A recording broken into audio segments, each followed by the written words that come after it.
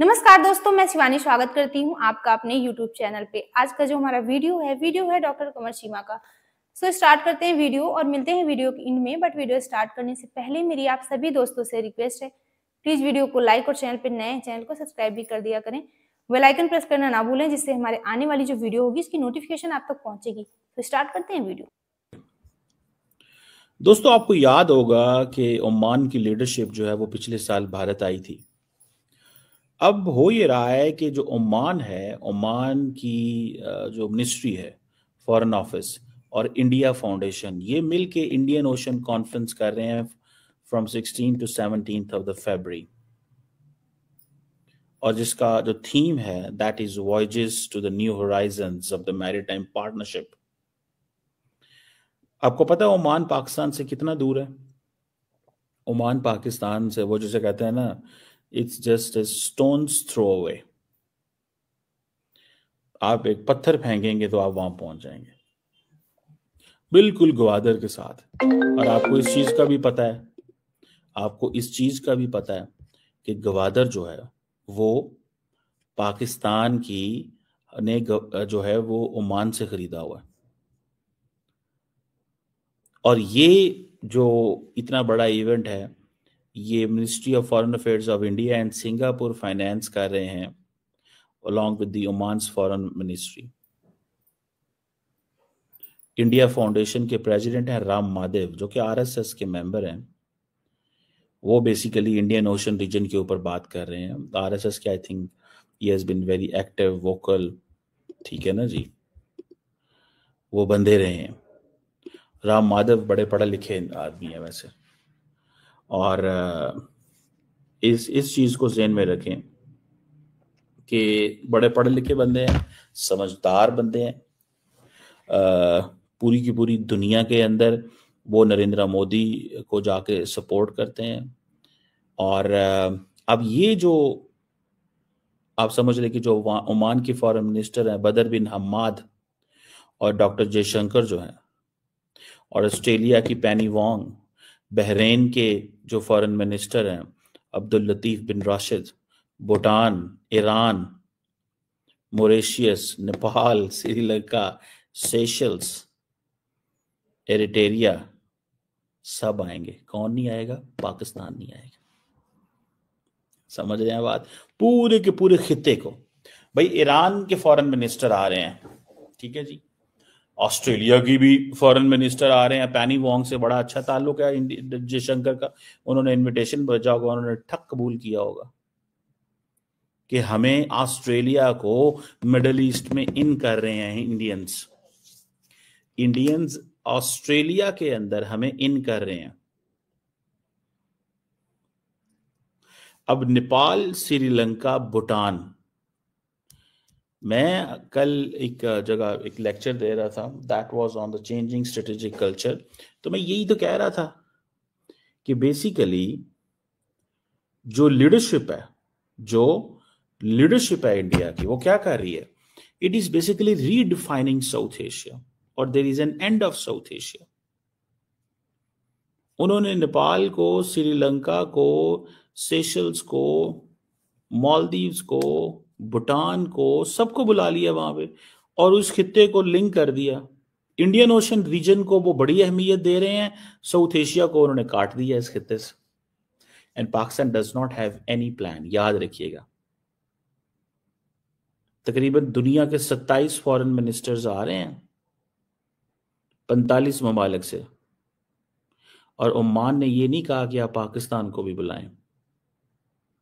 Oman ने ये नहीं कहा कि आप पाकिस्तान, ये है ओमान की पाकिस्तान के साथ डिप्लोमेसी।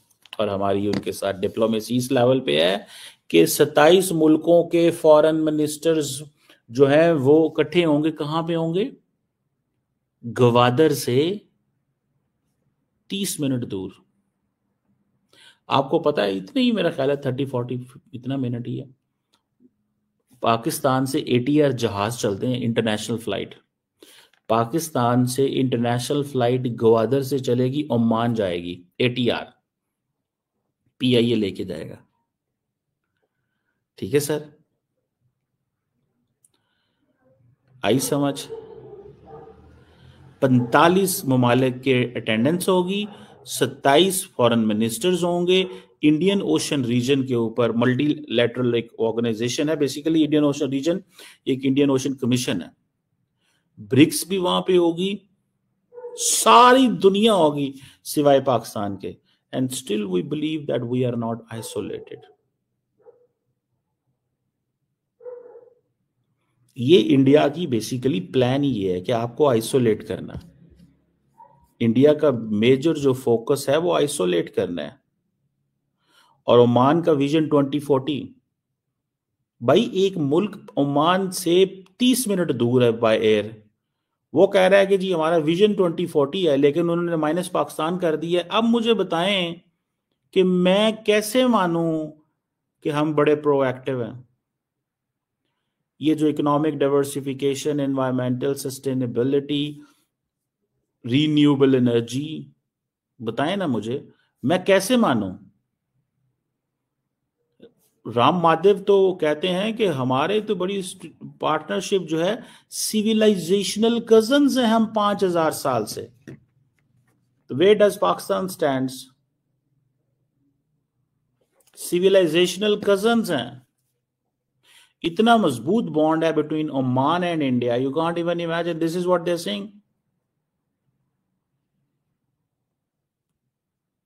सो वो कहते हैं जी हमने तो वहां पे बात करनी है, यानी कि पूरी दुनिया, सारा मिडल ईस्ट, यानी कि मिडल ईस्ट ये नहीं कह रहा पाकिस्तान को बुलाएं। ओमान का विजन 2040 क्या है? ओमान का विजन 2040 क्या है? कैसी इकोनॉमिक डाइवर्सिफिकेशन कह रहे हैं कि एक मुल्क जो ओमान से आधा घंटा दूर है उसको ओमान ने बाहर रखा हुआ है। एक मुल्क जो ओमान से आधा घंटा दूर है उसको ओमान ने बाहर कर दिया और ऑस्ट्रेलिया को बुला लिया। ठीक है ना जी। ब्रिक्स में से कहां से? ब्राजील को बुला लिया। ये है इंडिया का plan to isolate Pakistan. India is redrawing. आप तमाम मुसलमान ममालिक के जरिए ही आपको आइसोलेट किया जा रहा है। तमाम मुसलमान ममालिक के जरिए ही आपको आइसोलेट किया जा रहा है और कुछ नहीं। और खिंचवाओ तस्वीरों के साथ तो नहीं दुनिया इकट्ठी होती ना आपके साथ आएगी। तस्वीरें तो सारा कुछ नहीं है।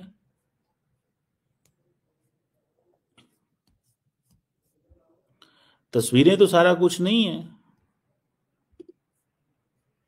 समझ रहे हैं बात को? This is what I understand. मैं तो इसको ऐसे समझता हूं। आपने फैसला करना है कि आपने क्या करना है। क्या आपने ऐसे ही रहना है जैसे आप हैं? आपने ऐसे ही रहना जैसे आप हैं कि आपने कोई बेहतरी करनी है? Strange, very strange, unfortunately.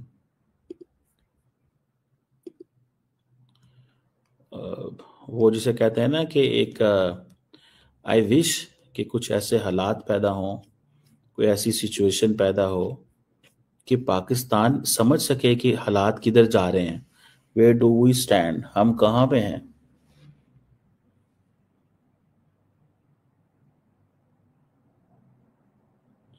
Where do we stand? हम कहां पे हैं?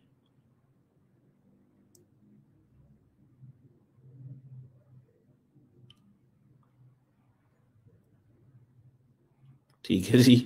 सो मैं तो जस्ट यही आई विश कि मैं हमारी लीडरशिप जो है वो थोड़ा सा अंडरस्टैंड कर सके कि वेयर डू वी स्टैंड, हम कहाँ खड़े हुए हैं इस सारी गेम के अंदर। अनफॉर्चुनेटली कि ओमान कौन है? ओमान पाकिस्तान का नेबर है। ओमान पाकिस्तान की ब्रदरली इस्लामिक कंट्री है। और ओमान आज क्या कह रहा है कि हम पाकिस्तान को नहीं बुलाएंगे इंडियन ओशन कॉन्फ्रेंस में। इस पे आए बात करें मेरे साथ कोई। ओमान का विजन 2040 जो है वो ऑस्ट्रेलिया और ब्राजील से मिलता है, पाकिस्तान से नहीं मिलता। ओमान का विजन 2047 ब्राजील से मिलता है, साउथ अफ्रीका से मिलता है। यानी कि दुनिया के आप जरा सारे के सारे देख ले कॉन्टिनेंट्स, कितने कॉन्टिनेंट्स, ऑस्ट्रेलिया से Australian continent, Brazil, Latin America, south America से आ रहे हैं, सेकंड कॉन्टिनेंट, साउथ अमेरिका से, साउथ अफ्रीका से, क्योंकि ब्रिक्स नेशंस भी आ रही हैं, वो आई थिंक नाइजीरिया, एक आधा और मुल्क भी, कीनिया, अफ्रीका से, मिडल ईस्ट से बहुत सारे मुल्क, एशिया से बहुत सारे मुल्क, एवरी कंट्री, हर मुल्क आ रहा है। लेकिन ओमान का विजन 2047 पाकिस्तान के नेबर से नहीं मिलता। We are a neighbour. Oman की आप जाके डेफिनेशन निकाले ना, जो राम माधव कहते हैं कि हम 5000 साल पुराने कजन है, सिविलाइजेशनल कजन। 5000 साल पुराने सिविलाइजेशनल कजन हैं हम। 80% आप वो इंडियंस कहते हैं जी ट्रेड तो जो है वो यहां से होती है, इंडियन ओशन ट्रांजिट से होती है। 40% वर्ल्ड ऑयल सप्लाई यहाँ से है, 64% ऑयल ट्रेड यहाँ से होती है। तो ये स्ट्रेट ऑफ हार्मोज, ये चोक पॉइंट्स हैं, strait of Malacca choke point है। तो हम कहाँ पे हैं? हमारी नेवी किधर है? हमारा ध्यान ही नहीं है, सीधी सी बात है यार, हमारा ध्यान ही नहीं है। ये होता Turkey. India middle east Europe economic corridor के बारे में बात की कि हम उसको लेके चलेंगे starting from Mumbai, it will go to Abu Dhabi और देयर, वहां से मिडिल ईस्ट, सऊदी अरब, ममालिक को मिलाता हुआ अपना जाएगा इजराइल, वहां से जाएगा मेडिटेरेनियन, वहां से जाएगा ग्रीस, इटली, स्पेन, फ्रांस। तो टर्की ने कह दिया ये कौन सा ट्रेड रूट है जो हमारे बगैर कंप्लीट है? आप यूरोप जा ही नहीं सकते, you have to come to us. Pakistan के मुंह में आवाज ही कोई नहीं है। पाकिस्तान के मुंह में आवाज ही कोई नहीं बोलेगी। मैं इसको कहता हूं this is a policy of strategic silence. Policy of strategic silence is to talk nothing. ठीक है जी, आपने बोलना नहीं, बस चुप, बोलना नहीं, आवाज नहीं आनी चाहिए पायजान आपकी, ये है हमारी पॉलिसी। सो फ्रेंड, ये थी आज की वीडियो। दोस्तों, भारत और ओमान के इस कदम से पाकिस्तान को भयंकर दर्द हो रहा है, नॉर्मल वाला नहीं हो रहा है, क्योंकि इनको लगता है कि ओमान जो कि एक मुसलमान देश है, इस्लामिक देश है, और भारत जो कि काफिर देश है और पाकिस्तान का दुश्मन देश भी है, और जो ओमान है वो पाकिस्तान के सामने यानी पाकिस्तान के पास है, लेकिन ओमान से भारत दूर है। लेकिन फिर भी ओमान भारत को पूछ रहा है, लेकिन पाकिस्तान को नहीं पूछ रहा है, क्योंकि दोस्तों भारत और ओमान मिलकर एक इंडियन ओशियन कॉन्फ्रेंस होस्ट कर रहे हैं, जिसमें 45 देश शामिल होंगे, जिसमें 27 देशों के फॉरेन मिनिस्टर होंगे। अब जाहिर सी बात है कि भारत के फॉरेन मिनिस्टर होंगे और ओमान के होंगे, ऑस्ट्रेलिया के होंगे, और भी जो कंट्री हैं। तो ओमान ने सबको इनविटेशन भेज दिया है, क्योंकि ओमान होस्ट कर रहा है, तो ओमान ने सबको इनविटेशन भेज दिया, लेकिन पाकिस्तान को नहीं भेजा, पाकिस्तान को नहीं पूछ रहा है। अब पाकिस्तान रो रहा है कि ओमान जो कि पाकिस्तान के पास में है, लेकिन पाकिस्तान को नहीं पूछ रहा है, क्योंकि ओमान की समझ में आ चुका है कि पाकिस्तान से वो क्या उम्मीद रखे। भले ही पाकिस्तान को लगता है कि ओमान उसके बगल में है, उसके सामने है ओमान, लेकिन क्या दे सकता है भिखारी देश। और ये जो दोस्तों कॉन्फ्रेंस है, ये शायद 8वीं बार है इंडियन ओशियन पर कॉन्फ्रेंस। इसमें बात होनी है ट्रेड लिंक्स और ये maritime security, freedom of navigation, इन सब चीजों पर बात होनी है, जिसमें भारत की अच्छी पकड़ है, क्योंकि पाकिस्तान ने जिसे एंटी मुस्लिम घोषित कर दिया।